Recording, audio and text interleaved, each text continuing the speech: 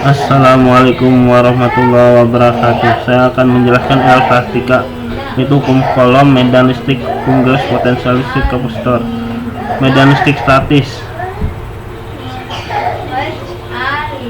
pendahuluan sebagai muatan sumber itu ini Q1 dan Q2.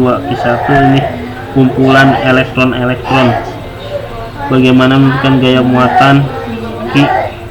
Pada umumnya muatan sumber muatan tes lalu gaya muatan sumber Q1 dan Q2 pada muatan tes, maka total gaya pada muatan tes itu F sama dengan F1 ditambah F2.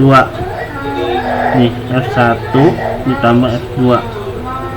Besar gaya bergantung pada besar muatan dan jarak. Hukum kolom, gaya pada muatan tes Q, muatan sumber Q sebanding dengan muatan banding terbalik kuadrat jaraknya, yaitu F Q VR dibagi VR kali R2 ER Newton.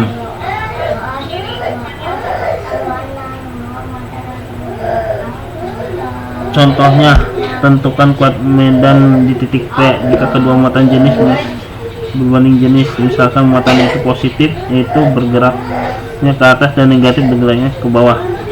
E2 Q dibagi VR R pangkat 2. Flux listrik dan hukum Gauss. Dari medan dari suatu muatan positif, dari medan dari dua buah muatan bisa berbeda jenis, yaitu ada yang ke dalam kayak gini, ada yang menuju keluar. Garis dua medan muatan yang sama besar jenisnya. Flux listrik yaitu jumlah listrik gaya melalui suatu permukaan. Ini garis-garis flux listrik yang melewati permukaan.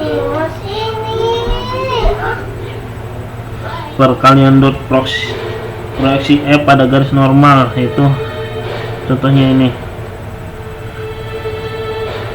Flux melalui permukaan tertutup, yaitu dalam kenyataan bentuk permukaan tertutup tak harus bola, bisa berbentuk apa saja asalkan tertutup akan memenuhi persamaan di atas.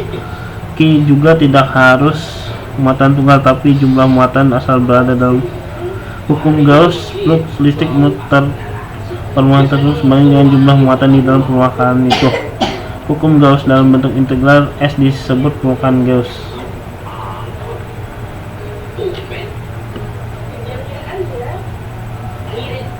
Sifat konservatif medan listrik, integral E A ke B.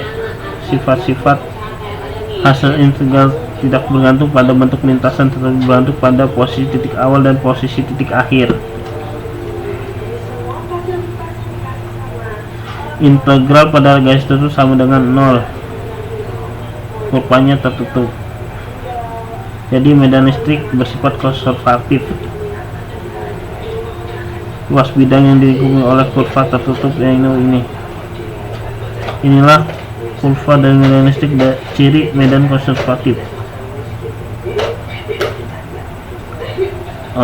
Potensial listrik, tinjauan muatan tes Q plus di dalam elektrik E yang ditimbulkan pada sumber Q gaya muatan F.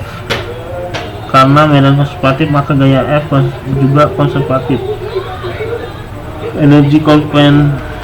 Energi potensial sejauh dari sumber adalah usaha membawa muatan dari suatu titik standar ke titik untuk melawan gaya listrik. Potensial listrik di suatu titik, energi potensial persatuan muatan listrik itu.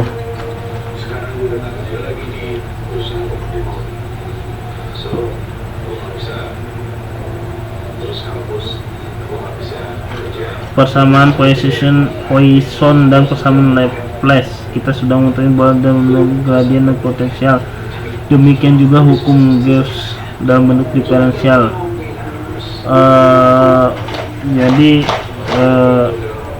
rumus ini disebut dengan persamaan Poisson.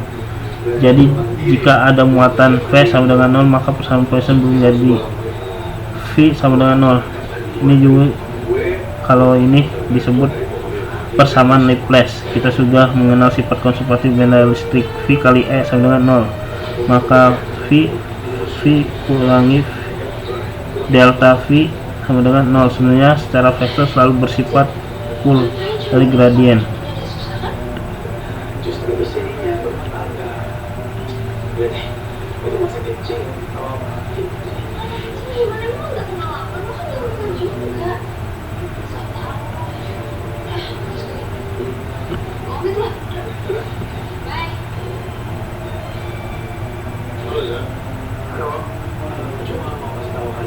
Suatu bola padat monoton homogen, contoh-contoh soal ini. Nah, ini metode bayangan. Ditinjau muatan Q sumbu jet jauh dari plat logam yang dibumikan V sama dengan 0. Mendukung potensial di plat. Potensial bisa di muatan Q. Dalam muatan negatif terinduksi pada plat itu, masalahnya berapa besar dan bagaimana distribusi terinduksi itu.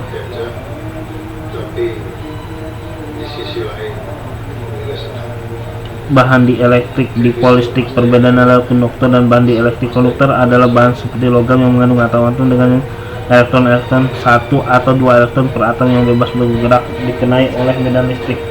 Dalam dielektrik, elektron masih terikat dalam atom-atom. Jika dikenai medan listrik, hanya bergeser pada kumulatif dan memberikan ciri pada bahan dielektrik tersebut. Dipolistik terinduksi jika sebuah atom dikenai medan listrik maupun elektron akan merasakan medan didorong searah, medan elektron didorong berlawanan arah medan. Jika medan terlalu besar, dalam keadaan kesetimbangan antara gaya tarik menarik gaya dorong medan, dalam keadaan kesetimbangan atom tersebut terpolarisasi dan atom memiliki momen dipol yang arahnya sama dengan medan listrik. Momen dipol diinduksi seperti P A E. A itu disebut polarisabilitas atomik. Contoh, menurut model primitif suatu memiliki elektron homogen.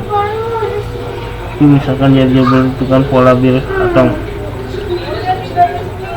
Pada medan listrik,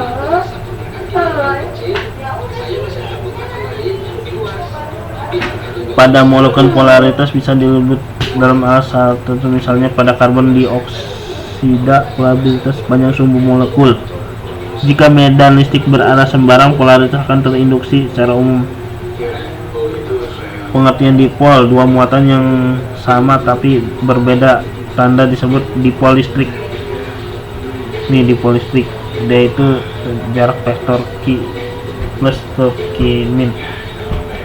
Jadi rumusnya P sama dengan min Q kali D. Potensial suatu dipol, rumusnya V Q dibagi VR jumlah S min plus S.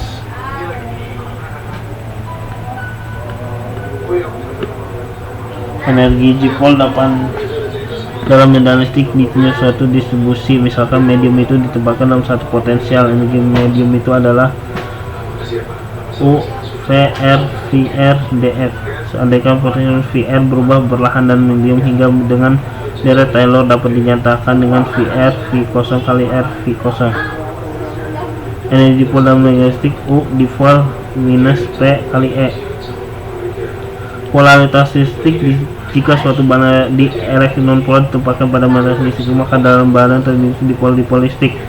Jika bahan itu bersifat polar, di sana dipol maka akan di luar menimbulkan non gaya pada dipol sehingga akhirnya dipol itu searah dengan listrik. Medan oleh objek terpolarisasi, misalkan suatu dipol terpolarisasi di dalamnya.